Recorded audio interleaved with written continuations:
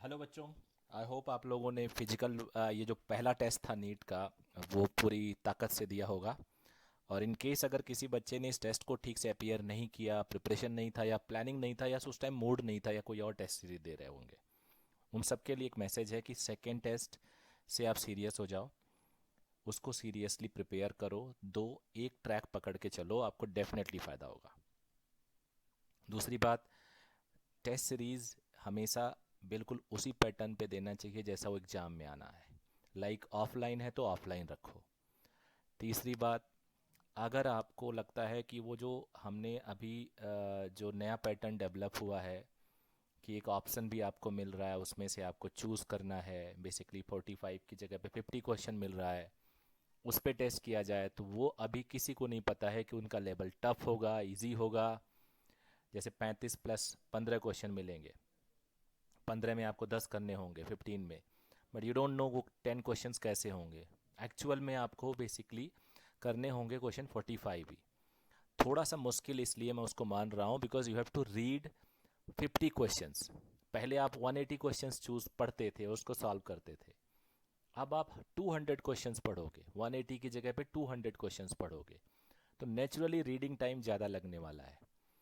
तो जो मेरा अपना पर्सनल गेस है वो कहता है कि क्वेश्चन इजी होगा, क्योंकि अगर आप पढ़ने में टाइम स्पेंड कर रहे हो तो आप सबको इजी मिलने वाला है, सो दैट आप वहाँ पे टाइम बचा पाओ, बिकॉज ओवरऑल टाइम वही है। तो अब एक तरह से एक क्वेश्चन को देखना, सॉल्व करना सब आइडियली लेस देन 1 मिनट लगने वाला है। तो यार स्पीड, एक्यूरेसी सब मैटर करेगा। याद रखना, हमेशा लीड वो बच्चा करता है जिस बच्चे को बेसिक क्वेश्चंस भी जिससे हो जाते हैं और टफ भी हो जाते हैं, क्योंकि डिफरेंस यही क्रिएट करते हैं। कुछ क्वेश्चंस आपका सिलेक्शन कराते हैं, कुछ क्वेश्चंस आपकी रैंक बढ़ाते हैं। तो आपको दोनों करना होगा। चलिए फिजिक्स को डिस्कस करते हैं, पहला टॉपिक है फिजिक्स का। और इसके बाद हम लोग इस क्वेश्चन को डिस्कस करने के बाद हर चैप्टर में आगे बढ़ेंगे। जैसे कि इसके बाद अगला वाला टॉपिक होगा नेचुरली मोशन इन 2 डायमेंशन होगा। फिर उसके बाद लॉज उसके साथ लॉज ऑफ मोशन भी होगा।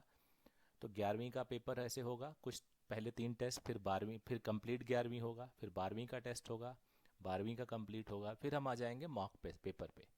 मॉक पेपर का भी नंबर काफ़ी ज़्यादा है। अगर आप सीरियस रहोगे, अगर आप पूरी तैयारी ढंग से करोगे, तो पूरे प्रोसेस में, पूरी टेस्ट सीरीज में आपको 3600 क्वेश्चंस मिलने वाले हैं। 900 क्वेश्चंस फिजिक्स में, 900 क्वेश्चंस केमिस्ट्री में और 1800 क्वेश्चंस बायोलॉजी में। बिलीव मी सफिशियंट है। और अगर आप इसी से सीखना चाहते हो तो इससे भी आप पूरा अपने प्रिपरेशन कर सकते हो। तो पहला क्वेश्चन है, इसमें इक्वल टू है ये, मिनिमम वैल्यू ऑफ दिस। अच्छा, मैक्सिमम और मिनिमम के लिए हम लोग बेसिकली बेसिक मैथमेटिक्स का एक क्वेश्चन है, ये भी जानना ज़रूरी होता है। उसके लिए हम लोग क्या करते हैं, डिफरेंशिएट करते हैं। तो मैं D Y by D X लिख रहा हूँ। D Y by D X, 5x² का डिफरेंशिएशन 2x, x का डिफरेंशिएशन 1 और 1 का 0। ये आ गया बेटा 10x - 2। इसको हमें ज़ीरो पुट करना होता है, मैक्स और मिनिमा पे स्लोप ज़ीरो होता है और बेसिकली ये स्लोप है। ज़ीरो पुट करेंगे तो यहाँ से हमें मिलेगा x is equal to 2/10 which is 1/5।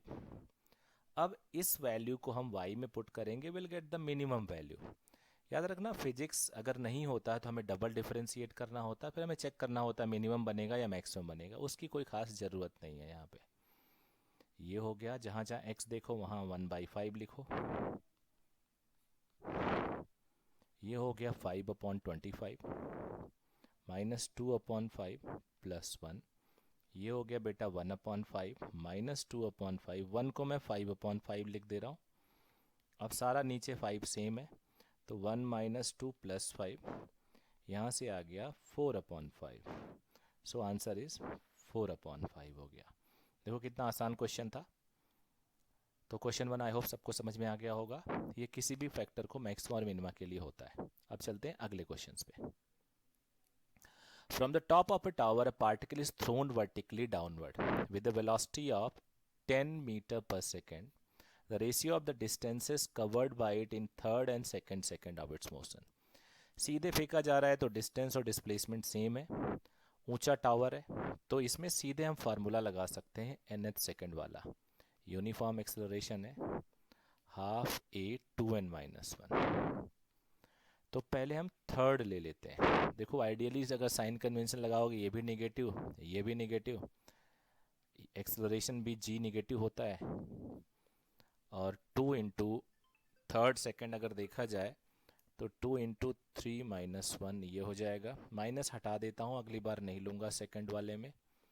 10 plus 5 हो जाएगा, और ये 6-1 दैट इज़ 5। तो ये यहाँ से हो गया 25 प्लस 1 35।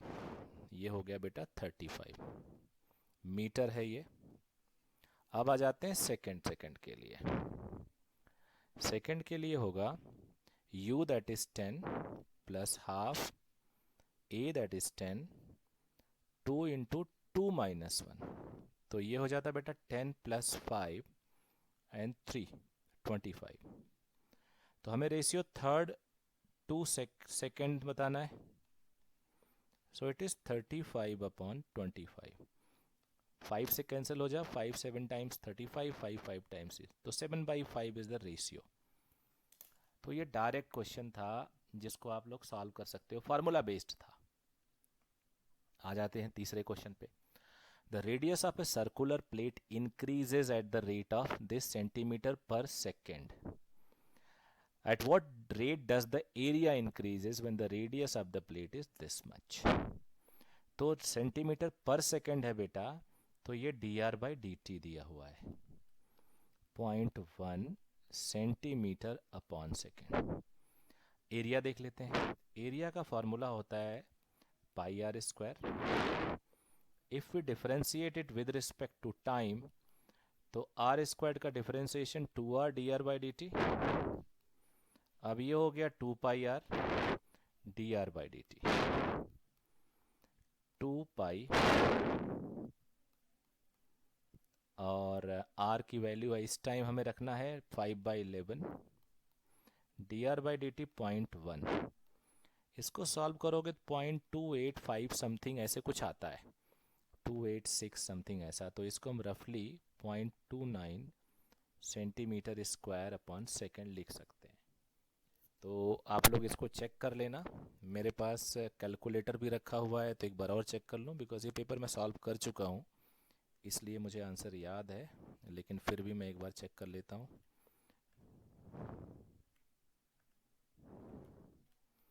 यस, ये 2.2857 है, ये आंसर इसका आ रहा है, जो एकदम सही है। अगले क्वेश्चन पे चलते हैं।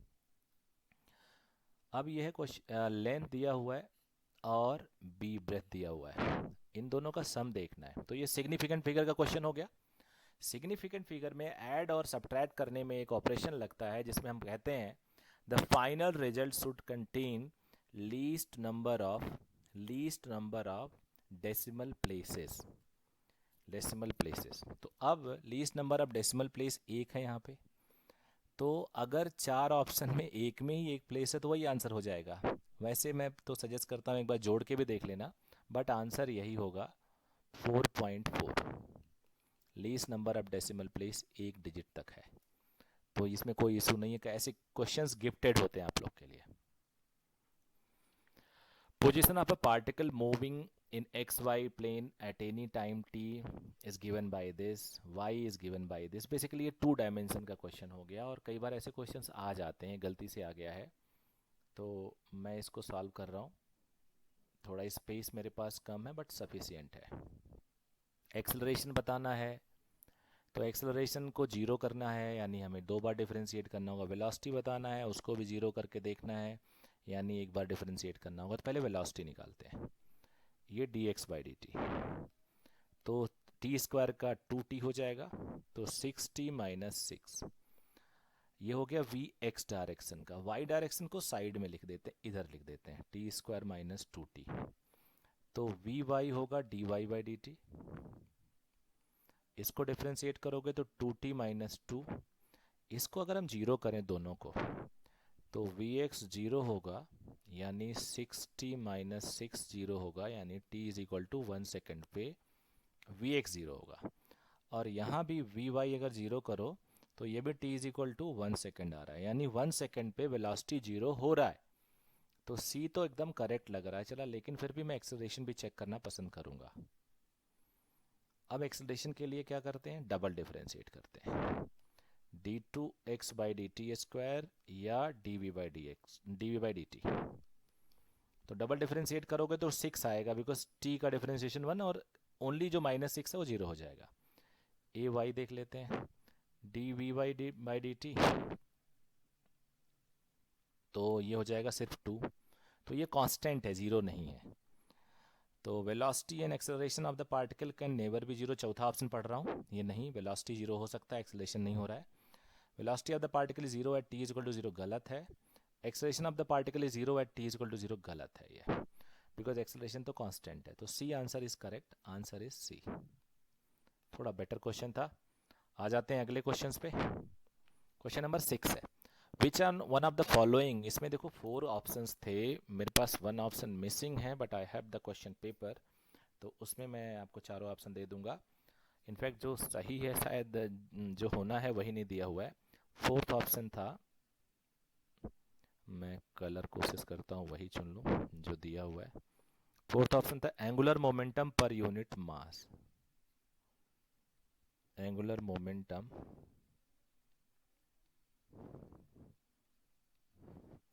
Per unit mass. चलो आप इसका सॉल्यूशन देखते हैं। सॉल्यूशन बेटा, इसमें कलर वही ले लेता हूँ पुराना वाला। Different energy per unit volume जो होता है वो बेसिकली होता है एनर्जी डेंसिटी, और इसको हम लिखते हैं एनर्जी यानी वर्क डन। वर्क डन होता है फोर्स इनटू डिस्प्लेसमेंट, डिस्प्लेसमेंट को हम ऐसे लिख देते हैं वॉल्यूम एरिया इनटू डिस्प्लेसमेंट। तो ये जो फोर्स अपॉन एरिया का डायमेंशन होता है वो एनर्जी पर यूनिट, यानी ये दोनों same dimension. Product of voltage and charge per unit volume, voltage and charge per unit volume, volume. तो वोल्टेज एंड चार्ज होता है वर्क डन अपॉन वॉल्यूम, और work done upon volume energy per unit volume, यानी इन तीनों का dimension same है। और इन तीनों का अगर प्रेशर होता तो वो भी सेम होता, स्ट्रेस होता वो भी सेम होता, because force per unit area is pressure, force per unit area stress. तो टेक्निकली वो रिस्टोरिंग फोर्स होता है, बट फिर भी। और energy per unit volume is also type of stress और एनर्जी डेंसिटी। तो angular momentum per unit mass ये डिफरेंट होने वाला है। चलो ये भी बता देता हूँ, ये होता आई ओमेगा एंगुलर मोमेंटम, या एम वी आर लिख सकते हो आप।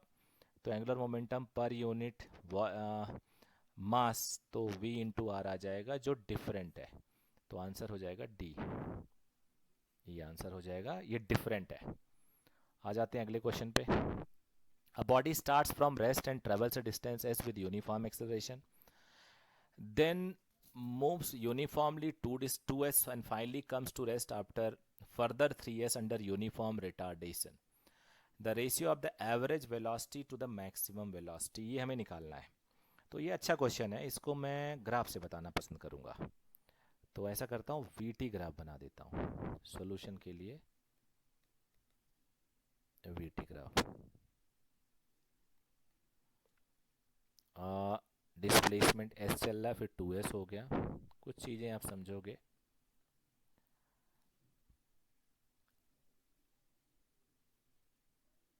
टू एस चल रहा है, फिर वो 3s चल रहा है, यानी ज़्यादा एरिया लगेगा। थोड़ा गेस करते हैं, मान लो ये चीज़ अगर वो t टाइम के लिए चलता है तो नेचुरली ये भी t ही होगा। रीजन क्या है, this area is double, height same है, ये मैक्सिमम स्पीड होगा, हाइट सेम है, हाइट सेम का मतलब मैक्सिमम स्पीड सेम है, बॉडी रेस्ट से स्टार्ट करता है, एस डिस्टेंस चलता है, यूनिफॉर्म एक्सेलरेशन यानी स्लोप कांस्टेंट है वीटी कर्व का, एक्सेलरेशन होता है slope, then moves with uniformly under a 2 distance है, उसके बाद उसकी स्पीड यूनिफॉर्म हो जाती है, finally comes to rest after moving further 3s। तो जो पहला एरिया है, लेट इट बी A1, ये A2, ये A3। हालांकि ये मैं डायरेक्ट लिखना पसंद करता, लेकिन मुझे लग रहा है मुझे एक बार बता देना चाहिए। हाफ बेस, बेस है टी और हाइट है वी नॉट, मैक्सिमम को वी नॉट बोल देता हूँ, ये एस दिया हुआ है। तो A2 जो होगा वो है 2s, और मान लो हमें टाइम नहीं पता है इसका, तो मैं लिखूंगा height that is V naught और बेस मान लो टी डैश। अब बेटा एस की वैल्यू यहाँ से ला के रख दो, half T V naught, V naught T dash. तो देखो यहाँ से 2 से 2 कर गया, टी डैश टी आ गया। ये वैसे डायरेक्ट गेस करना चाहिए था। तो A2 हो गया 2s। अब A3 का टाइम निकाल लेते हैं, ये भी मैं डायरेक्ट बता सकता हूँ लेकिन मैं निकालना पसंद करूँगा। तीसरा वाला जो एरिया है हाफ बेस, बेस है T3 और ये 3s के बराबर है, इनटू हाइट वी नॉट है। तो यहाँ से बेटा T3 हो जाएगा, 3s की वैल्यू रख लेते हैं, s की value half T V naught is equal to half T3 V naught, V naught cancel हो गया और हाफ कैंसिल हो गया, T3 इज 3t, तो ये 3t हो गया।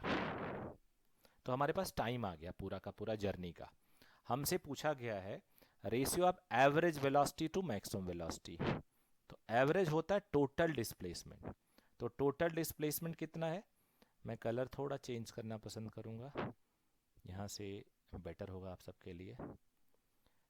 S distance, 2s distance, 3s distance, तो कितना हो गया बच्चे 6s distance upon total time, T T 2t और 3t 5t।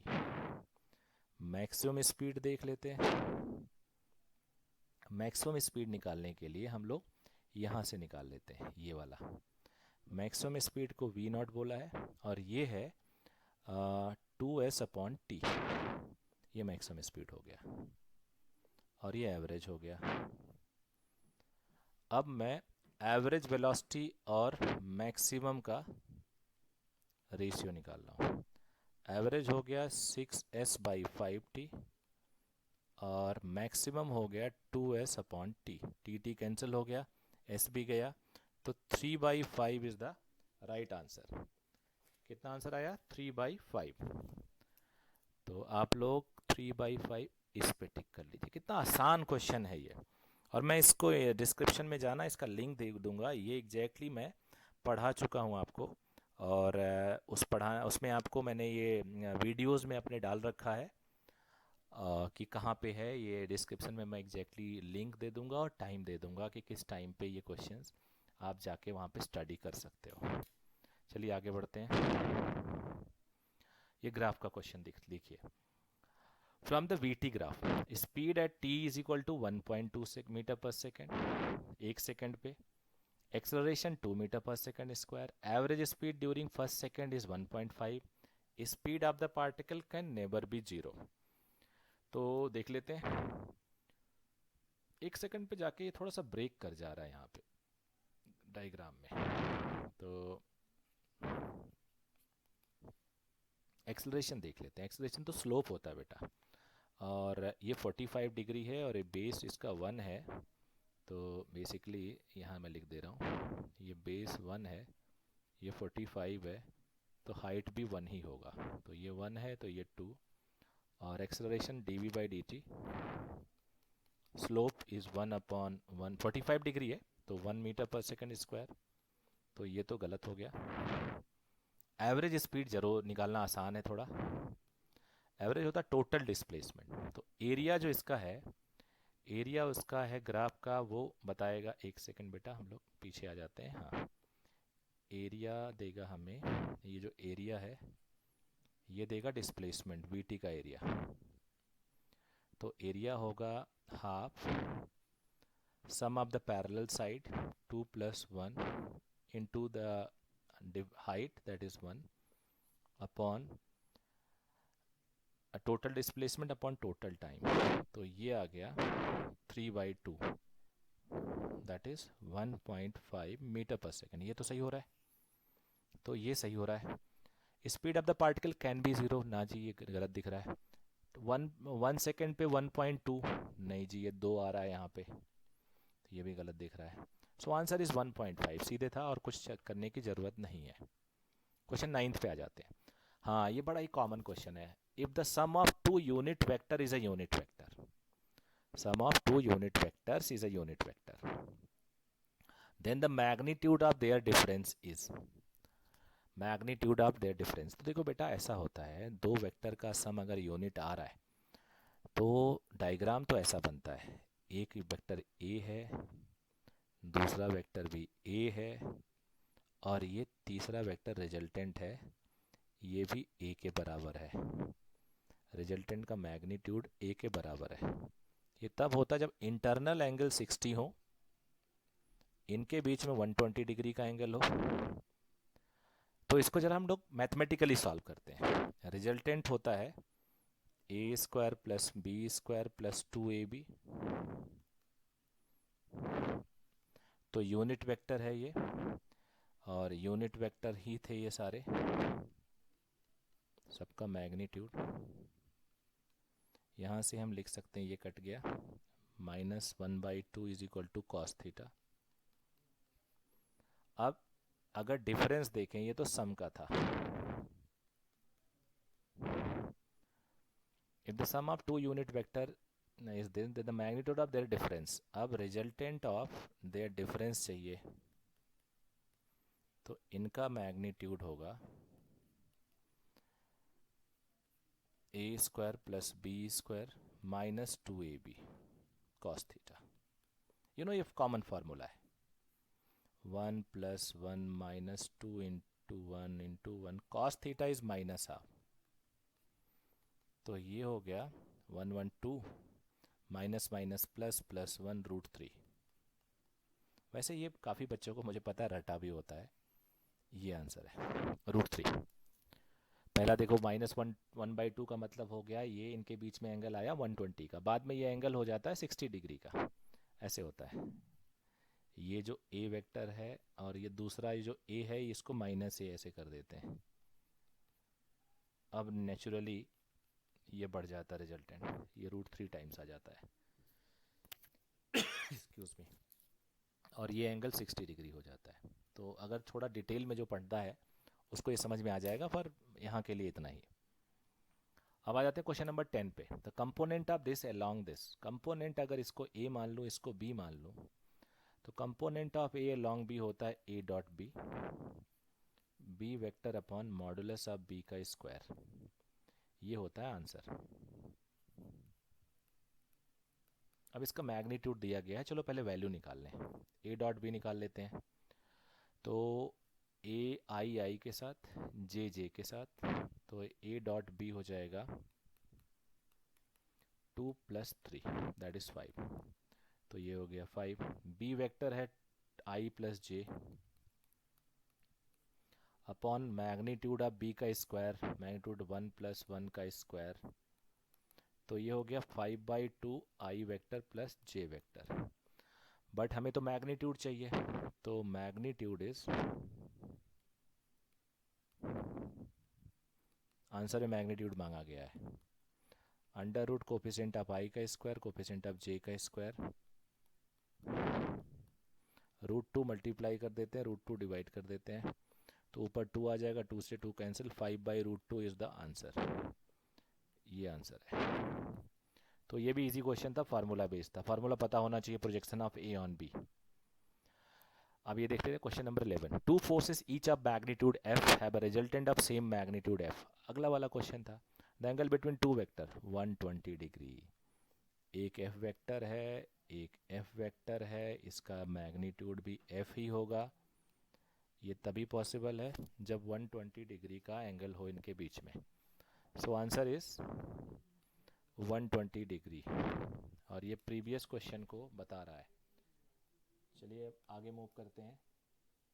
है 150 metre long train is moving with a uniform velocity this much. Uniform velocity ये है, और time taken by the train to cross a bridge of this. तो देखो एक bridge है, ये मान लो ये एक ब्रिज है, ये ब्रिज है, और ये रेलवे ट्रैक है. अब ट्रेन जो आ रही है, ट्रेन जो आ रही है वो ये ट्रेन है, ये ट्रेन है। तो 150 मीटर ये है, 850 मीटर का ब्रिज है। ब्रिज को क्रॉस करना तभी कहलाएगा जब ट्रेन यहाँ पहुँच जाएगी ऐसे, यानी train train has to travel total distance of 150 metre plus 850 metre, that is 1000 metre. अब इसकी स्पीड है 45 किलोमीटर पर आवर। तो टाइम निकालने के लिए डिस्टेंस अपॉन वेलोसिटी होता है, डिस्टेंस इज 100,000, 45 को 5/18 मल्टीप्लाई करते हैं, यू ऑल नो। ये बहुत ही पहले सिखा दिया जाता है जूनियर क्लासेस में ही, बट फिर भी किलोमीटर पर आवर को मैंने मीटर पर सेकंड में कन्वर्ट किया। तो अब 9 2 टाइम्स ये होगा, 9 5 टाइम्स ये हो जाएगा, नीचे हो गया 25, 25 4 टाइम्स 100 40, तो 80 is the right answer. 80 second should be the time by which the train will cross the bridge. अब आ जाते हैं क्वेश्चन नंबर 13। ये थोड़ा एक ट्रिकी क्वेश्चन है, इनफैक्ट अच्छा क्वेश्चन है, और ऐसे अच्छे क्वेश्चन को सॉल्व करने के लिए आपका कॉन्सेप्ट ज़रूर क्लियर होना चाहिए। एंड बेटा आपको बता दूं, ये क्वेश्चन मैंने ऑलमोस्ट सभी में देखा है, कोई ऐसा टेस्ट सीरीज़ होता ही नहीं जिसमें ये क्वेश्चन ना दिया जाए। तो क्यों ना आज इसको हम ढंग से सॉल्व कर लेते हैं। मैं कोशिश करता हूँ आपको इजी तरीका देने का, देखता हूँ अगर मेरे पास स्पेस की कमी हो सकती है। ऐसा करते हैं, particle moves with uniform acceleration and v1 v2 v3 denotes the average velocity in the 3 successive interval of time, which of the relations given below is correct. तो ग्राफ देखते हैं, मैं थोड़ा इधर उधर लिखूंगा, मजबूरी है मेरी। ये है ग्राफ। ये नहीं पता हुआ कि वेलोसिटी जीरो से स्टार्ट किया या कहाँ से स्टार्ट किया, ये नहीं दिया हुआ है, तो मैं मान के चल रहा हूँ यूनिफॉर्म एक्सेलरेशन है तो स्लोप कांस्टेंट होगा वी टी ग्राफ का। ये मान लो ये t1 टाइम है, ये मान लो t2 टाइम है। और भी मेथड है मेरे पास इस क्वेश्चन को सॉल्व करने के, लेकिन मुझे लगता है ये बेस्ट है। फिर भी अगर आपको कोई और अच्छा मेथड आएगा तो आप मेरे को कमेंट मार्क्स बॉक्स में लिख के बता सकते हो। यहाँ पे v1 u1 है, यहाँ u2 है मान लो, यहाँ पे मान लीजिए u3 है, और आखिरी में u4 है मान लो। अब एक्सेलरेशन तो स्लोप होता है, तो एक्सेलरेशन की ज़रूरत वैसे हाँ ठीक है ले लेते हैं, और एवरेज वेलोसिटी पहले निकाल लेते हैं। कलर मैं चेंज करूँगा। एवरेज वेलोसिटी v1 है, t1 total displacement upon total time होता है। तो डिस्प्लेसमेंट के लिए मुझे पूरा एरिया चाहिए ये, तो वो होता है, ये देखो ये हाइट है u1, ये हाइट है u2, ये हाइट है पूरा u3, क्योंकि y एक्सिस जो है वो u है, ये u4 है। तो half sum of the parallel side into height upon time, तो ये टाइम तो कैंसिल हो गया, तो v1 आ गया u1 प्लस u2/2। और ऐसे ही बेटा आप लोग कर लेना, v2 आने वाला है u2 प्लस u3/2, यही आएगा, और v3 आएगा u3 प्लस u4/2। अब यहाँ से हम v1 माइनस v2 निकालेंगे और v2 और v3 माइनस करके निकालेंगे, फिर उसको बाद में हम t मिलाएंगे। देखो अभी t की कोई चर्चा नहीं हुई, t की चर्चा हम एक्सेलरेशन के लिए करेंगे। तो मुझे थोड़ा डाउट लग रहा है, मेरा स्पेस मुझे अलाउ करेगा, लेकिन चलो कोशिश करते हैं। v1 माइनस v2, थोड़ा मैं कैलकुलेशन कुछ क्विक करूँगा और आप लोग आई होप मेरे साथ दोगे। u1 minus u2/2, u2 minus u3/2, u2 cancel होगा, u1 माइनस u3/2 आने वाला है। v2 माइनस v3 में आएगा, गेस करते हैं, 2 और 3 में u3 कैंसिल हो जाएगा, u2 माइनस u4/2 आ जाएगा। चलो मुझे लग रहा है टाइम अलाउ कर देगा। अब u1 u2 क्या होगा, एक्सेलरेशन देखते हैं पहले फेज का। एक्सेलरेशन होता है स्लोप, स्लोप है U two minus you one perpendicular upon base time t1 है। तो यहाँ से आया U two minus you one is A t1। फिर अगला स्लोप देखते हैं। अगला स्लोप है, डायरेक्ट इसको लिख लूँ, u three minus u two is equal to A t two. अगला स्लोप है ये वाला, u four minus you three is equal to A t three. मुझे चाहिए u one minus you three. तो u one minus you three करने के लिए मुझे इन दोनों को ऐड करना होगा, पहले दूसरे को। तो यहाँ से आ जाएगा u three minus you one is equal to, नहीं ऐड करने से u three u two cancel हो जाएगा, a t one plus T two. अब इसको उल्टा कर लो, u one minus you three कर लो, तो minus of a t one plus T two. और सिमिलरली मुझे अगर ये चाहिए u two minus you four, तो टू थ्री को कर लो, यहाँ पे वन टू को किया था हमने, टू थ्री को ऐड कर लेते हैं। तो मुझे मिलेगा u four minus u two, और वो होगा a t two plus t three. अब u four minus u two मिला है, आपको चाहिए u two minus you four यहाँ पे, तो उल्टा कर लेना, माइनस साइन यहाँ आ जाएगा। तो अब यहाँ से अगर हम रेशियो देखें,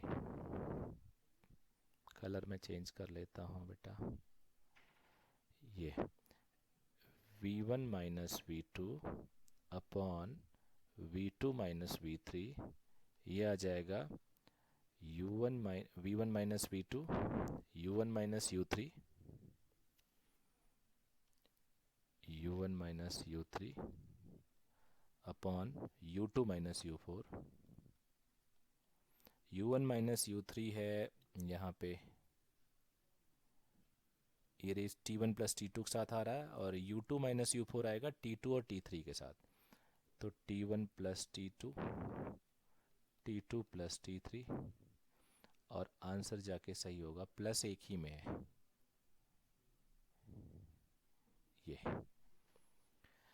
तो ये इसका आंसर है। एक बार इसको ज़रूर आप सॉल्व कर लेना, कुछ भी नहीं है, ग्राफ से रिलेटेड है, इसलिए बच्चों को लगता है, और ये मुझे लगता है कि हर बच्चे को आना चाहिए। बहुत ही मैं देखता हूँ इस क्वेश्चन को, और अब तक अगर आपने प्रिपेयर नहीं किया, आप एग्जामिनेशन के बिल्कुल दरवाजे पे हो, तो आपको आज तो कर लेना चाहिए।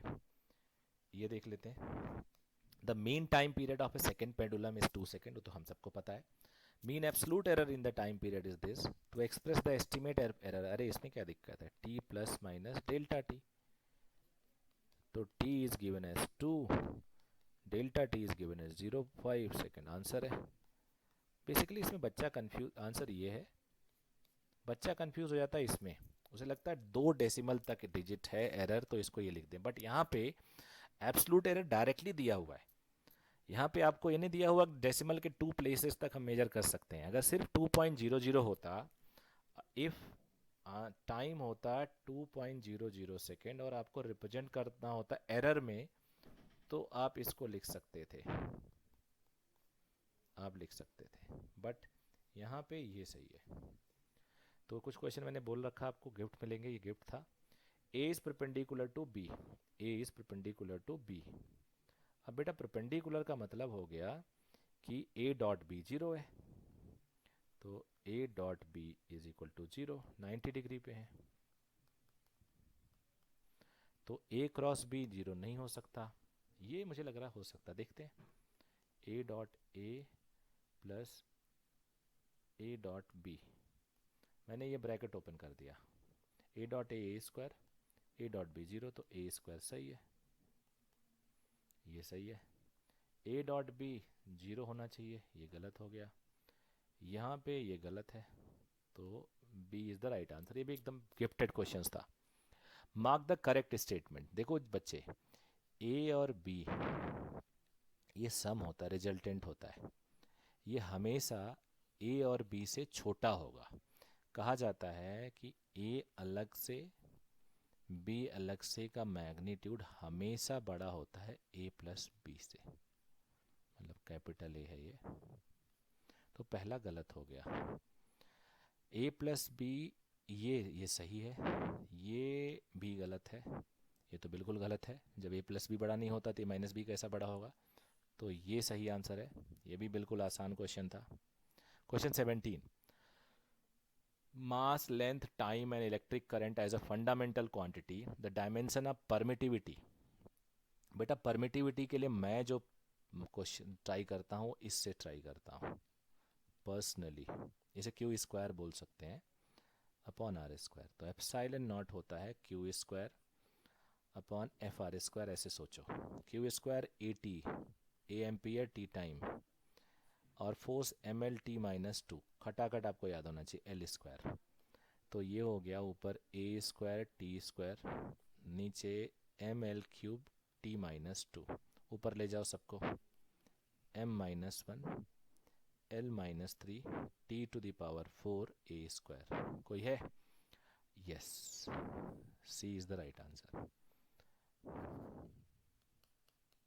आई होप आपको समझ में आ रहा है। 18, for motion of an object along x axis the velocity v depends on displacement as this, what is the acceleration? yes, अच्छा क्वेश्चन है। velocity is given as 3x square minus 2x, so acceleration is dv by dx, it is 3x square का differentiation 2x। ओहो, आई am sorry, एक step रुको। हाँ, acceleration होता है dv by dt, but time तो है नहीं। इसी एक्सेलरेशन को हम लिख और सकते हैं एक तरीके से, अगर हम dx मल्टीप्लाई करें, dx डिवाइड करें, ये dx by dt v हो जाता है, v dv by dx। तो हमें यहाँ पे dv by dx निकालना चाहिए, जो आराम से निकलेगा। एक्स स्क्वायर का डिफरेंशिएशन 2x, x का 1, तो ये 6x माइनस टू हो गया। अब एक्सेलरेशन चाहिए मुझे 2 मीटर पे, तो एक्सेलरेशन होता है v dv by dx, v is 3x square minus 2x, dv by dx is 6x minus 2। अब यहाँ x की वैल्यू 2 रखो, तो 3 इंटू टू का स्क्वायर माइनस 2 इंटू टू, ये हो गया 6 इंटू टू माइनस टू, तो ये हो गया 4 इंटू टू 12 माइनस 4, ये हो गया 12 माइनस 2, तो ये 8 into 10, that is 80। So 80 metre per second square is the right answer. कुछ नहीं था, थोड़ा सा कैलकुलेशन बड़ा कर दिया था। और मेडिकल के स्टूडेंट की परीक्षा होती है ये बेसिकली, ऐसे कुछ कुछ पेशेंस चेक किए जाते हैं आपके कि आप क्या कर सकते हो। आई होप इतना डिफ्रेंसिएशन तो सबको पता होता है, कोई बच्चा ऐसा नहीं है जिसको इतना डिफ्रेंसिएशन नहीं पता है, लेकिन फिर भी आपके पेशेंस का यहाँ पे चेकिंग हो जाता है। ठीक है, अब ऐसा करते हैं, हम लोग और डिस्कस करते हैं अगला क्वेश्चन।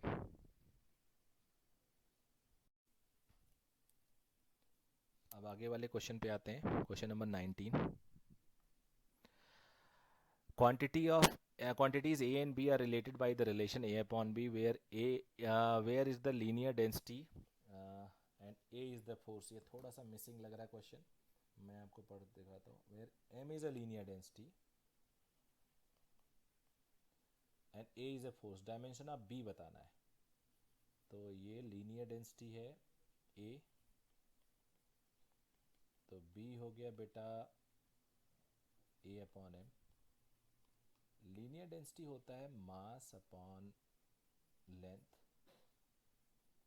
ये हो गया m is the linear density, I am sorry, a is the force. थोड़ा सा दोबारा इसको कर देता हूँ, इरेज कर देता हूँ।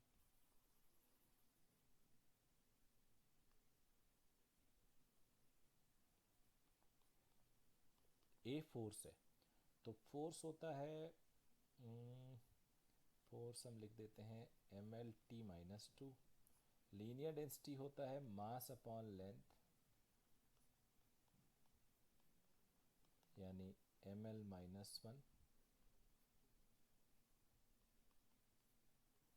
एम से एम कैंसिल हो गया, तो l square t minus two, यानी l T minus one to the power two, अब जरा लेटेंट प्रेशर तो नहीं है, ये वर्क तो नहीं है, लेटेंट हीट देखते हैं। Q is equal to m l, latent heat Q upon m. Q होता है energy, m l square t minus two, mass m. Yes yes yes, latent heat है, ये हो गया लेटेंट हीट। देख रहे हो कितना आसान क्वेश्चन जा रहा है ये सारे के सारे। Question 21 kilowatt hour is the unit of, basically 1 kilowatt hour जो वाट होता है, किलो तो एक तरह से 10⁻³ हो गया, वाट होता है जूल पर सेकेंड, और आवर भी होता है 60 मिनट इंटू 60 सेकेंड। तो सेकेंड सेकेंड कैंसिल हो गया, ये बेसिकली जूल ऑफ एनर्जी होती है, तो एनर्जी हो गया ये। तो आगे बढ़ रहा हूँ। For the position xt graph shown of particle in one dimension motion choose the incorrect statement. याद रखना इनकरेक्ट है, यहाँ पे बच्चे गड़बड़ कर जाते हैं, मैं भी गड़बड़ कर गया था।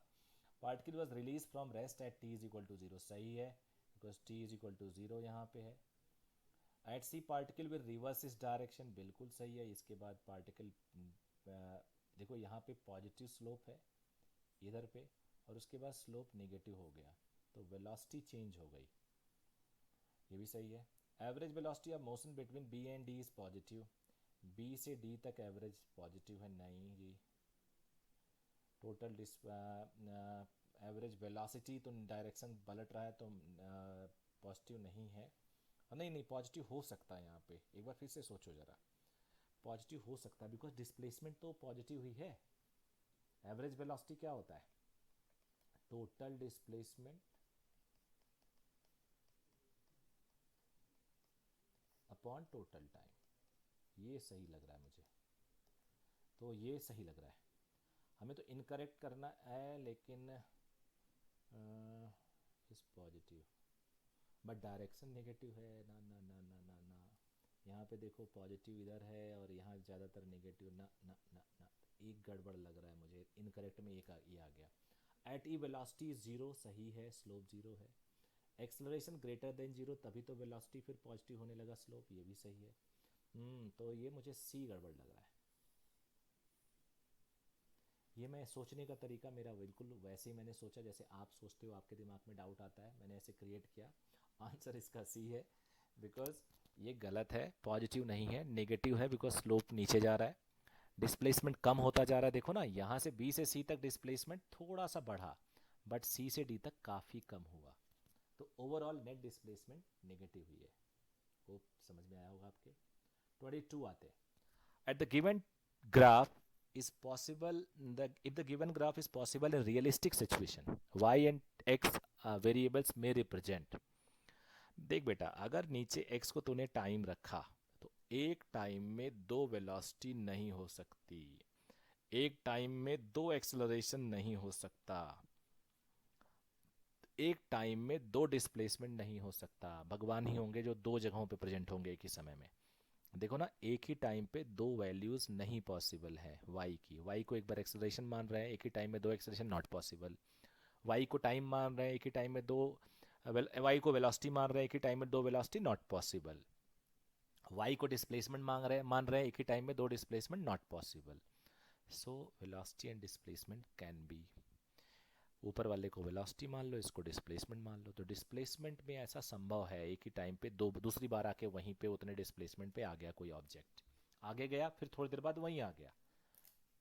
प्रोजेक्टाइल में भी होता है ऐसा, वाई डिस्प्लेसमेंट दो बार सेम होता है, तो ये पॉसिबल है। 23, a student measures the distance traveled a free fall in a free fall of a body initially at a rest given time. Initially at rest in a given time, he uses the data to estimate g, the acceleration due to gravity. If the maximum percentage error in measurement of the distance and time are even and e2 respectively, the percentage error in the estimate of g, free fall होता है distance is equal to half g t square, g हो गया S upon t square. अब बेटा percentage error in जी होगा, percentage error in S plus 2 times percentage error in T, because T square है। Distance में E1 है, time में E2 है। अरे ये तो बहुत इजी हो गया, E1 प्लस 2E2। तो ये एक सिंपल सा क्वेश्चन था। मैक्सिमम परसेंटेज एरर याद रखना हमेशा प्लस लेते हैं, चाहे वो डिनोमिनेटर में हो चाहे न्यूमरेटर में हो, कुछ भी हो, पावर टाइम्स हो जाता है। The velocity v of a particle at time t is given by a b c are constant. The dimension of A b c चाहिए, तो बेटा ए सबसे पहले निकाल लेता हूँ। A t is equal to v, a is equal to v by t, l T minus 1 upon t, तो it is l T minus 2, l T minus 2, only this will B correct because और कहीं ही नहीं। फिर भी चलो देख लेते हैं। सी इज़ एडेड विद टी, तो सी का डायमेंशन टी के बराबर, वो भी यहाँ मैच कर रहा है। और यार v is equal to A T plus B by T लिख देता हूँ, तो b हो जाएगा V T, V L T minus 1 T T, तो l हो गया। तो ये सही हो गया। वैसे पहला देखते ही, ए देखते ही आंसर आ गया था। Question 25, if a ball is thrown vertically upward with the speed u and distance covered during the last t second of its ascent, तो बेटा last t second of its ascent equivalent to first t second of its descent।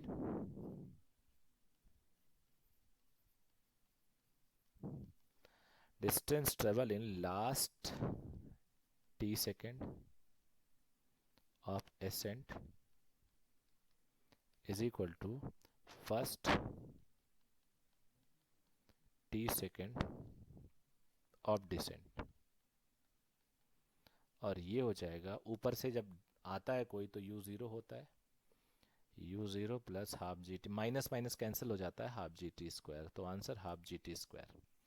और first second हो सिर्फ, तो t को 1 लिख लो, g by 2, तो last second of journey upward journey is equal to first second of downward journey, that is g by 2, t को 1 लिख देते हैं। तो इसका आंसर ये आ गया। बहुत ही कॉमन क्वेश्चन है। The vector sum of two forces perpendicular to their vector directions, in this case vector sum of two forces is perpendicular to their vector differences. Okay, तो ये थोड़ा सा हम लोग इसमें जुगाड़ लगा के सोच सकते हैं, क्योंकि कुछ ऐसा आपको अलग अलग नहीं दिखेगा। ऐसा है सिचुएशन, बता देता हूँ मैं। मान लो वेक्टर सम ये है, ये है रिजल्टेंट सम का,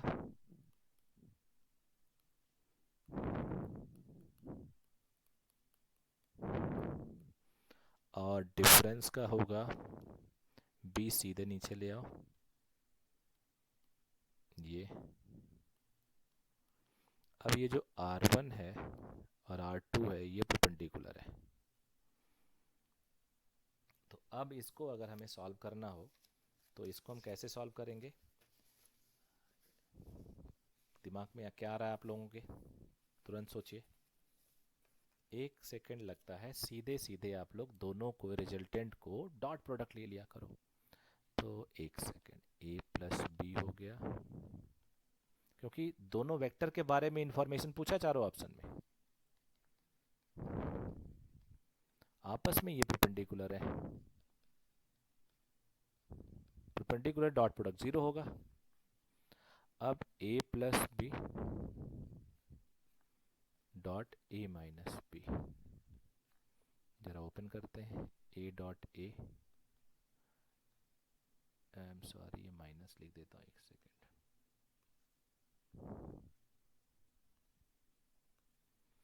minus a dot b, b dot a minus b dot b, a dot a square, a dot b और माइनस ये दोनों कैंसिल हो जाएंगे, माइनस बी स्क्वायर इज 0, तो a is equal to b are equal to each other in magnitude. B option सही हो जाएगा, are equal to each other in magnitude. तो आई होप ये क्वेश्चन भी आपसे हो गया। अब इसके बाद वाले क्वेश्चन पे आ जाते हैं। इसके बाद वाला क्वेश्चन है, 1 सेकेंड, यस, 3 वेक्टर है। अरे ये तो सिंपल से है, b क्रॉस c पहले निकाल लेते हैं।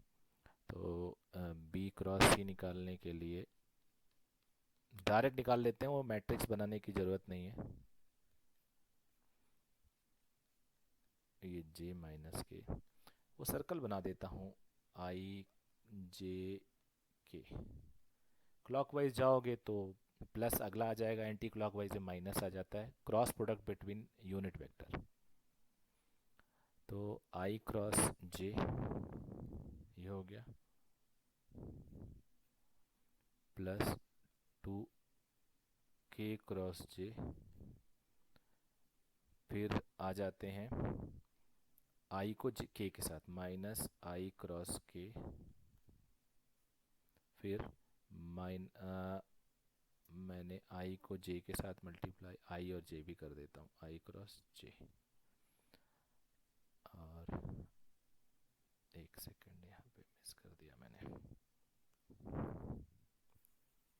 यहाँ लिख देता हूँ,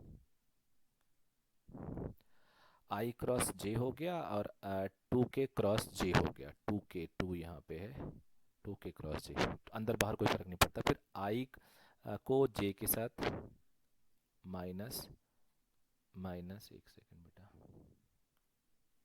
माइनस यहाँ लिख देता हूँ आई क्रॉस के, और फिर 2k को k के साथ माइनस 2k क्रॉस के, तो ये तो ज़ीरो हो गया।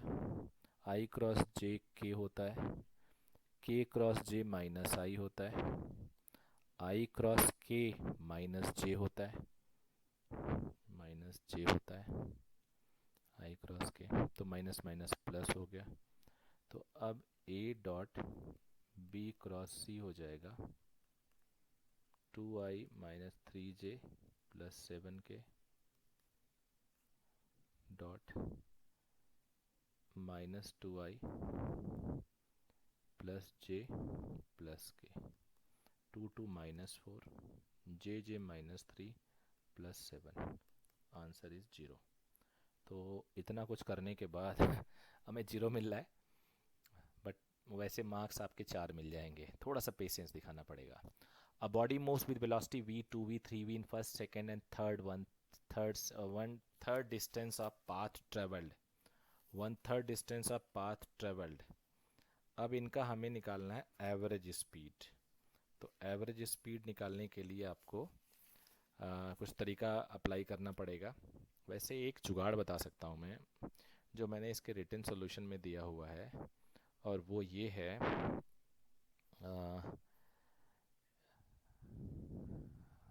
One first second and third, one third distance of part travel.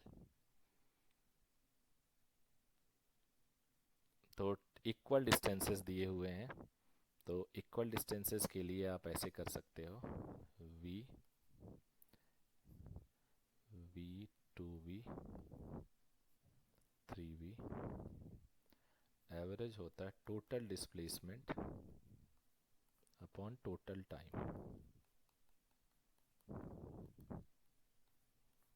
t1 हो जाएगा, डायरेक्ट लिख देता हूँ, s बाई वी, t2 हो जाएगा s बाई 2v, 3 हो जाएगा s बाई 3v। तो s by v, s by 2v, s by 3v। s तो बेटा कॉमन लेके कैंसिल कर देते हैं, यहाँ पे 6v में एलसीएम ले लेता हूँ, तो 6 प्लस 3 प्लस 2, अब ऊपर चला जाएगा, हो जाएगा 18 और नीचे 11v, v एवरेज। ये भी मैंने आपको क्लास में एग्जैक्टली ऐसे ही पढ़ा रखा है, एग्जैक्टली। तो 18/11 ये हो जाएगा 18/11v। अब आ जाते हैं अगले क्वेश्चन की तरफ, which is 29 question. 29th question क्या है देखते हैं। 29th क्वेश्चन बड़ा कॉमन क्वेश्चन, देख के आंसर ही पता चल जाता है। बेसिकली क्या हो रहा है इसमें, इसमें 2 कार्स हैं जो travelling in the same direction with velocity v1 v2, और v1 एंड v2 तेज चल रहा है।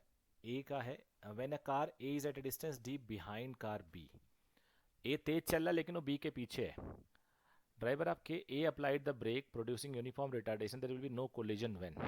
अच्छा, थोड़ा सा मैं गलत पढ़ गया क्या। 2 cars a and b travelling in the same direction with velocity v1 v2, v1 आगे चल रहा होगा, distance d behind the car भी, ठीक है, आगे ही है, ऐसा है। ये कार है, ये v1 है, ये v2 है। कोलिजन नहीं होना है। अब ए को ब्रेक लगाना है, ए ने ब्रेक लगाया ए। अब इसको एक काम कर देते हैं, रिलेटिव वेलोसिटी कहता है कि एक को रेस्ट कर लो, तो मैं इसको रेस्ट कर लेता हूँ। इसकी स्पीड इसको मिल गई रिवर्स बन के, तो इसकी आगे की स्पीड हो गई v2 माइनस v1, और इसका एक्सलरेशन हो गया a आगे। अब v2 v1 तुम्हें पता है बड़ा है, तो नेट इसकी वेलोसिटी आ जाएगी पीछे v1 माइनस v2, क्योंकि v1 बड़ा है। तो या इनफैक्ट ऐसे ही दिखाना चाहिए मुझे, तुम लोग कंफ्यूज ना हो, रुको।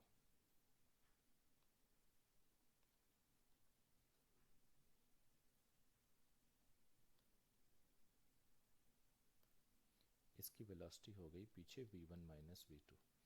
अब ये रिलेटिव वेलोसिटी है, u relative, v relative zero होना चाहिए, यहाँ पहुँच के वो टकराए ना, तभी पॉसिबल जब रिलेटिव वेलोसिटी जीरो हो जाए दोनों की।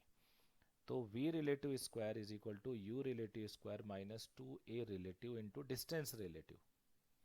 तो v relative zero, u relative v1 minus v2 का स्क्वायर है, रिलेटिव एक्सेलरेशन एक ही ब्रेक लगा रहा है a, और डिस्टेंस d, सो d आ गया v1 माइनस v2 का स्क्वायर अपॉन 2a। इतना डिस्टेंस तो चाहिए ही चाहिए, आई एम सॉरी a है नीचे, so d should be greater than और equal to v1 minus v2 का स्क्वायर अपॉन 2a। ये भी बहुत ही कॉमन क्वेश्चन है, मैंने क्लास में इसको काफ़ी डिटेल डिस्कशन किया हुआ है, तो ये आंसर होना चाहिए 29 का। आ जाते हैं 30th पे। If the unit of force, energy, velocity in a new system 10 Newton, 5 Joule, 5 meter per second, then the unit of distance in that system। तो डिस्टेंस की यूनिट उस सिस्टम में हमें निकालनी है जिस सिस्टम में वेलोसिटी इस तरह से दिया हुआ है। तो कुछ नहीं करते हैं, सीधे सीधे हम लोग एनर्जी दिया हुआ है, एनर्जी होता है फोर्स इनटू डिस्प्लेसमेंट, तो वेलोसिटी की ज़रूरत ही नहीं है। Displacement is equal to energy upon force.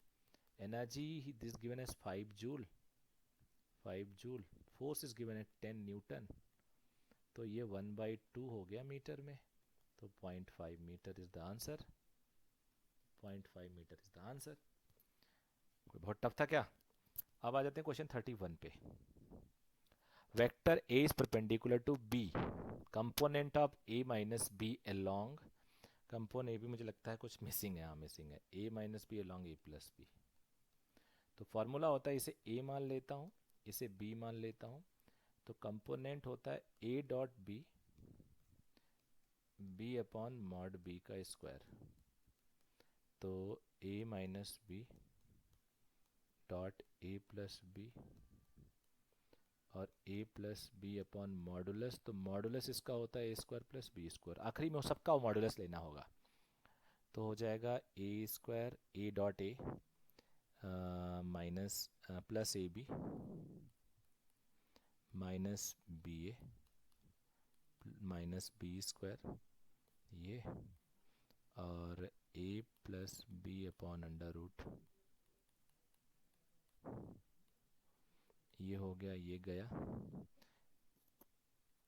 A square minus b square आ गया, ए स्क्वायर माइनस बी स्क्वायर आ गया, और a vector plus b vector हो गया। अब हमें मॉडुलस निकालना चाहिए ए प्लस बी का, इसका मॉडुलस इसके बेस के मॉडुलस के बराबर होगा, और टोटल जो आंसर आने वाला है वो होगा, एक सेकेंड और चेक कर लेते हैं, ए माइनस बी, यहाँ नहीं, आई एम सॉरी, एक फार्मूला मैंने गलत दिया, इसका स्क्वायर करना होता है, तो इसका स्क्वायर हो जाएगा, तो रूट हट जाएगा, नीचे से रूट हट जाएगा, हाँ अब ये आ गया,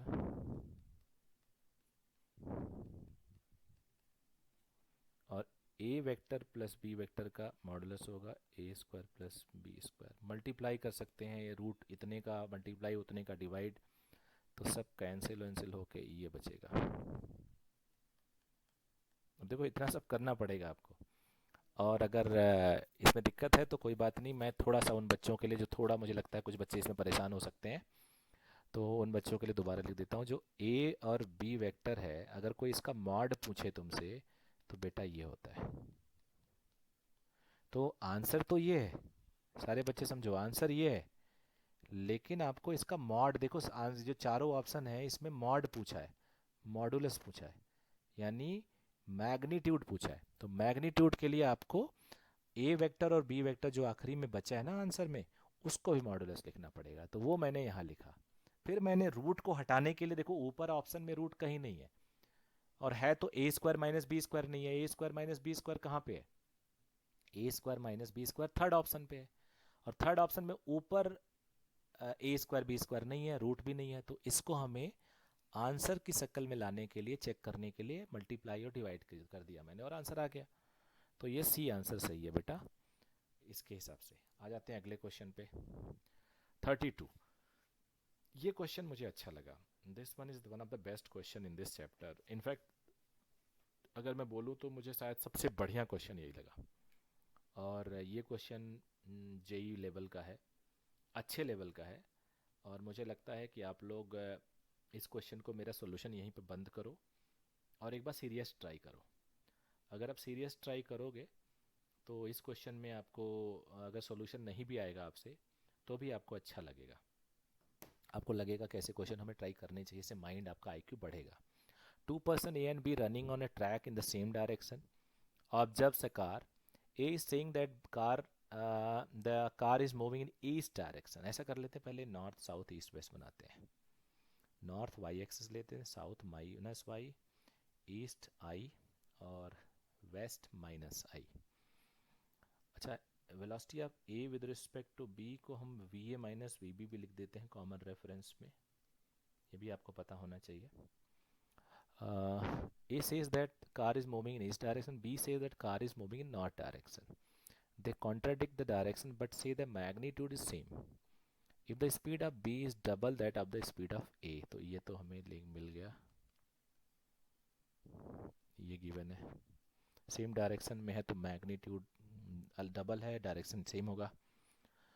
अच्छा, सी कह रहा है, ए कह रहा है velocity of c with respect to a is in, a says that the car is moving in north direction. North होता है जे डायरेक्शन में, तो ये कह रहा है मान लो एक्स जे, तो v c minus v a x j. A says that car is moving east, I am sorry east direction, a east कह रहा है, सॉरी सॉरी, आई ईस्ट को आई कर देते हैं, ईस्ट डायरेक्शन ए कह रहा है। बी कह रहा है c is moving in north direction, तो same magnitude but north direction, v c minus v b x j. अब हमें इसको थोड़ा सा सॉल्व कर लेना है।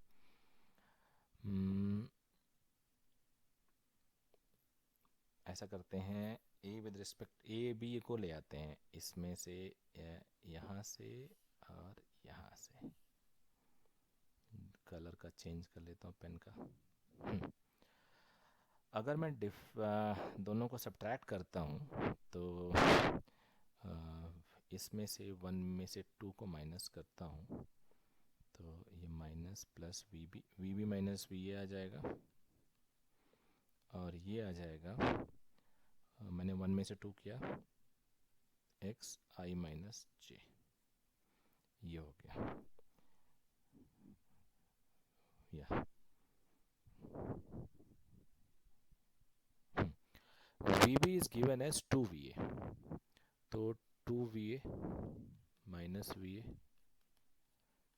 आई माइनस जे, तो यहाँ से वी ए आ गया बेटा एक्स आई माइनस जे, और ए आते ही हम कार का डायरेक्शन निकाल लेंगे या, अरे बहुत बढ़िया। From one v c minus v a is equal to x i, ये हो गया x i minus x j is equal to x i, उधर ले जाओ, to 2xi plus x j, तो ये हो गया x2i प्लस जे। तो अब ये j में हो गया x कंपोनेंट, i में हो गया 2x कंपोनेंट, और यहाँ पे हो गया x कंपोनेंट। तो डायरेक्शन यहाँ गया है। थीटा हम लोग निकाल लेंगे, tan थीटा होता है perpendicular by base, perpendicular upon base, तो x अपॉन 2x 1/2 आया। तो थीटा आया 1/2 north of east, north of east, ये आंसर सही है। ये आया, ये कार का है।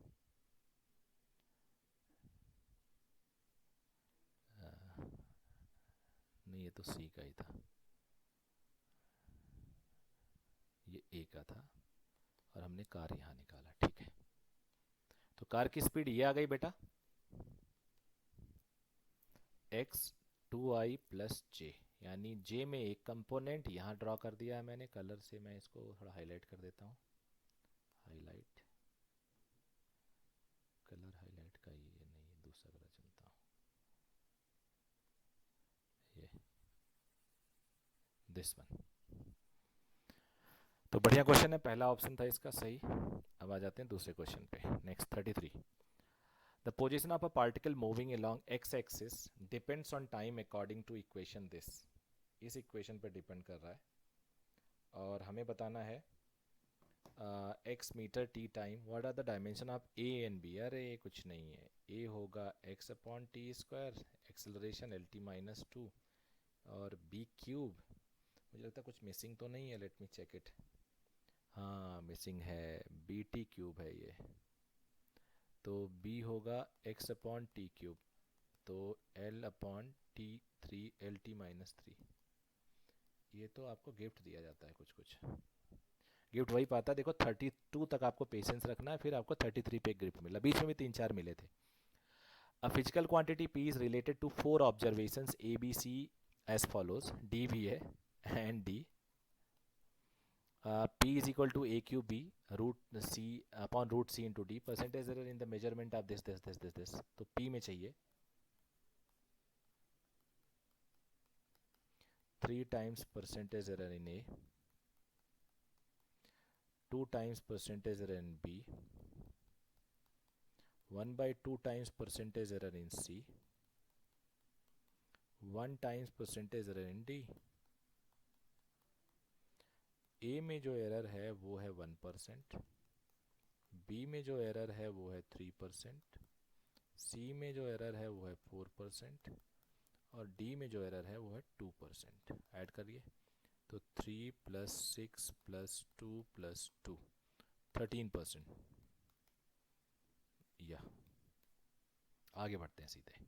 35, the initial and final temperature of water recorded by observer this and this, calculate the rise in temperature.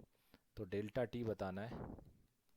Operation in subtraction and addition होता है least number of significant figure, और जो एब्सोल्यूट एरर है वो जुड़ जाता है। तो डिफरेंस देखोगे तो 78.3 में आप 40.6 माइनस करो, 0.7 आया, और यहाँ पे 7 हो गया, और यहाँ 37.7 हो गया, प्लस माइनस ये सीधे जुड़ जाएगा 0.5, ये रूल होता है डिग्री सेल्सियस। तो पहला आंसर है ये भी gifted. 36, according to dimensional analysis which of the following which is incorrect, gravitational force और इलेक्ट्रिक फोर्स। फोर्स तो फोर्स होता है बेटा, acceleration due to gravity, acceleration due to electric field, acceleration कैसे भी प्रोड्यूस हो फोर्स अपॉन मास ही आएगा।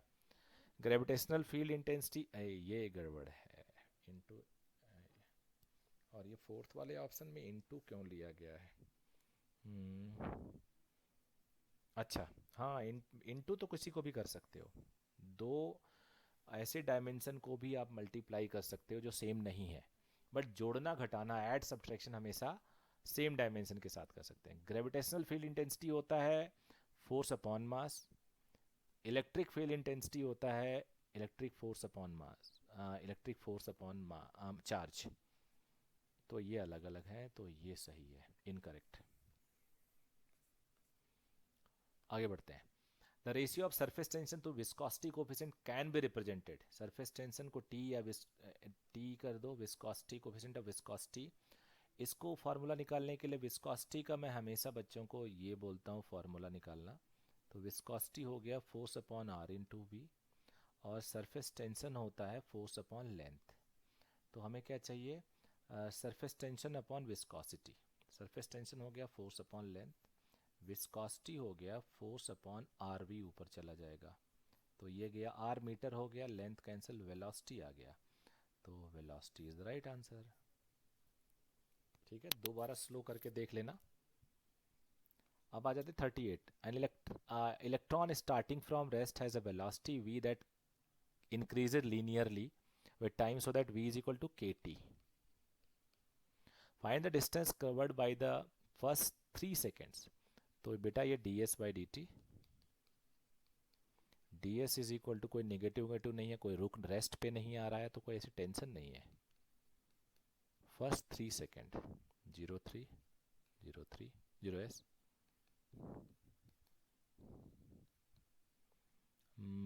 के टी है टी स्क्वायर बाई 2, के 2 हो गया टी 3 का स्क्वायर बाई 2 माइनस 0 का स्क्वायर बाई 2, पूरा प्रोसेस लिख रहा हूँ। Answer is 9 metre. आगे आ जाते हैं 39। Find the angle between these two vector. Angle निकालने के लिए डॉट प्रोडक्ट निकाल लेते, ए इसको मान लो, बी इसको मान लो। ए डॉट बी देख लेते हैं, आई आई के साथ मल्टीप्लाई होता है 2 हो गया, आई आई, जे जे के साथ -2 होता है, के है ही नहीं इधर, तो के वाला एक तरफ 0 है, तो ए डॉट बी 0, तो 90 डिग्री। अरे यार इतना आसान क्वेश्चन भी होता है, थीटा 90 डिग्री। आगे आते हैं। One of the rectangular component of velocity 80 kilometre per hour 40, value of other component. Okay, one of the rectangular component of velocity of 80 kilometre is 40 kilometre per hour. Okay, थोड़ा सा missing तो नहीं लग रहा है क्वेश्चन, देखता हूँ कौन सा क्वेश्चन है। क्वेश्चन नंबर 40, एक सेकंड बच्चों। वेलोसिटी ऑफ इज 40, ठीक है, तो the value of other component is, तो ऐसा कर लेते हैं, रेक्टेंगुलर कंपोनेंट यानी 90 डिग्री पे हैं, तो 40 रिजल्टेंट है, और a इज 80, b नहीं पता, तो resultant square is under root, नहीं कुछ मिसिंग लग रहा है मुझे।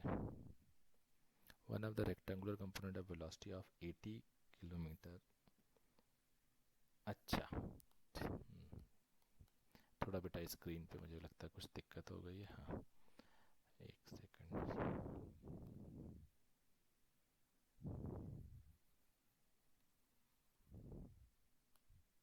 हाँ जी सुनिए, one of the rectangular component of velocity of 80 kilometre यानी रिजल्टेंट 80 है,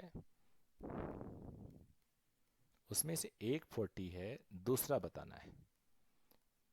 तो are square is equal to 40 square plus B square, A square plus B square लिख देता हूँ। तो ये हो गया 80 square is 40 square plus B square, तो B square is 80 square minus 40 square. अब 80 स्क्वायर माइनस 40, 80 प्लस 40, 80 माइनस 40, मैं तो ऐसे कर देता हूँ। तो ये हो गया 120 इंटू 40। अब ये जो दो जीरो हैं इनका एक जीरो आ जाता है, 4 का 2 आ जाएगा, 20 रूट 12। 12 में भी 4 इंटू 3 होता है, 4 का 2 बाहर आ जाएगा, 40 रूट 3। देखो कई बार थोड़ा आप सोचोगे तो आंसर आएगा। रूट 3 होता है 1.732, तो 40 इंटू 1.732। अब 40 इंटू 1.732 क्या होगा, करिए आप लोग, 69.28 आता है, तो ये आ जाएगा 69.28, तो लगभग 70 किलोमीटर पर आवर अप्रॉक्स लिखा भी है। आ जाते हैं next question 41। The component of a vector r along x axis will have maximum value along x axis if r is along y axis. नहीं जी, ये आर है, जितना जिधर झुका होगा उतना ही ज़्यादा वैल्यू उस पर देगा। देखो ये x की तरफ ज़्यादा झुका होगा तो x पे ज़्यादा वैल्यू दे रहा है, y पे कम दे रहा है।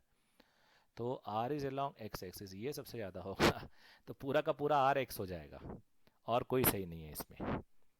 तो ये तो ऐसे ही था। 42, the displacement time graph of a body shown body acceleration. देखो बेटा, अगर एक्सेलरेशन है, चाहे सबसे आसान एक्सेलरेशन होता है यूनिफॉर्म कांस्टेंट, उसमें भी वेलोसिटी होती है लीनियर, और उसमें भी एक्सेलरेशन हो, आई एम सॉरी, डिस्प्लेसमेंट होता है पैराबोलिक। तो पैराबोलिक वाला ही एक्सेलरेटेड करता है एक्सटी ग्राफ में। तो पैराबोलिक यहाँ पे है ये और ये, तो ओ ए एंड सी डी। बाकी तो स्ट्रेट लाइन है, यहाँ एक्सेलरेशन जीरो होगा, यहाँ एक्सेलरेशन है ही नहीं। तो ओ ए एंड सी डी कहाँ है? Yes, 42। Which of the following is not measured in unit of energy? Force couple, force couple एक तरह से एनर्जी ही होता है, क्योंकि force into perpendicular distance, angle का कोई यूनिट नहीं होता। Moment of inertia into force into distance, ये भी एनर्जी होता है, ये भी एनर्जी, ये भी energy. Moment of inertia into angular velocity का स्क्वायर देख लेते हैं। Moment of inertia into angular velocity का स्क्वायर, तो ये हो जाता है के जी मीटर स्क्वायर। एंगुलर वेलोसिटी होता है पर सेकंड, रेडियन पर सेकंड, तो रेडियन तो कोई वैसा यूनिट नहीं माना जाता, और सेकंड स्क्वायर, तो ये हो गया एनर्जी, तो ये भी सही है। Impulse into time, impulse into time, impulse होता है फोर्स इनटू टाइम और इनटू टाइम, तो force into T square energy नहीं हुआ, एनर्जी के लिए फोर्स इनटू डिस्प्लेसमेंट चाहिए, तो ये गलत है। तो नॉट मेजर्ड में यही आंसर आ जाएगा। 44, आओ ये बढ़िया क्वेश्चन था, पूरे बुकलेट में मुझे सबसे अच्छा तो यही लगा, वेक्टर का सबसे अच्छा क्वेश्चन है। The equilateral triangle, then value of A B vector missing है again, A B vector A B plus A C. लेकिन टफ नहीं है, ऐसा नहीं सोचना कि टफ है।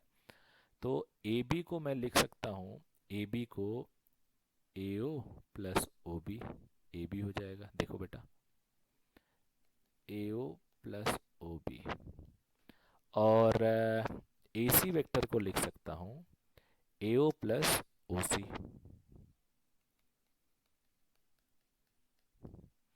तो ऐसा करते हैं, ए बी प्लस ए सी लिखते हैं जो पूछा गया है, दोनों ऐड करो तो 2AO plus O B plus O C. अब एक इसकी प्रॉपर्टी होती है, और वो प्रॉपर्टी होती है कि O A plus O B plus O C is equal to zero. वैसे भी एक ही पॉइंट पे इक्वल हैं, तीन वेक्टर हैं तो इक्विलिब्रियम में होते हैं। तो ओ बी प्लस ओ सी को हम लिख सकते हैं minus of O A, minus of O A को प्लस ओ ए लिख सकते हो, I am sorry plus A O, उल्टा कर दो वेक्टर को, तो 2AO plus A O, 3AO हो गया, 3AO है, हाँ ये है। अब आगे आ जाते हैं, विच of the following statement is correct? Dimensionally correct equation में बी फिजिकली करेक्ट। सही है, डायमेंशनली करेक्ट इक्वेशन में be physically correct. A dimensionless quantity में हैव यूनिट्स। यार इन करेक्ट नहीं होना चाहिए, अच्छा हाँ, तो चलो all of the above option, ठीक ठीक ठीक ठीक। डायमेंशनली करेक्ट इक्वेशन में भी फिजिकली करेक्ट, इनकरेक्ट बिल्कुल सही है। डायमेंशनली सही हो लेकिन वो फिजिकली गलत हो, ऐसे कई हम आलतू फालतू की इक्वेशन बना लें जो डायमेंशनली तो सही हो लेकिन फिजिक्स में उसका कोई मतलब ना हो। डायमेंशनलेस क्वांटिटी में हैव यूनिट, हाँ ठीक, बिल्कुल ठीक है। रेडियन देखो आप, सबसे अभी भी थोड़ी देर पहले लिया, उसका कोई डायमेंशन नहीं होता, कई कांस्टेंट होते हैं। Dimensions of base quantity in other base quantity is always zero. Dimensions of a base quantity in other base quantity is always zero. इसको जरा थोड़ा सा और समझो आप, dimensions of a base quantity in other base quantity is always zero. In other base quantity is always zero.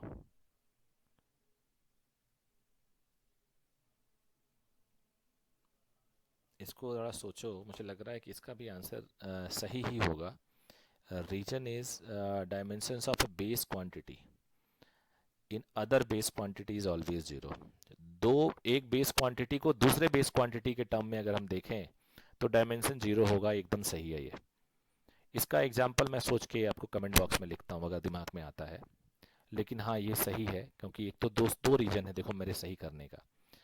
एक reason है कि ए और बी ये दोनों के दोनों सही हैं, कोई डाउट ही नहीं है इसमें, तो ऑल ऑफ द अबव तो आना ही है।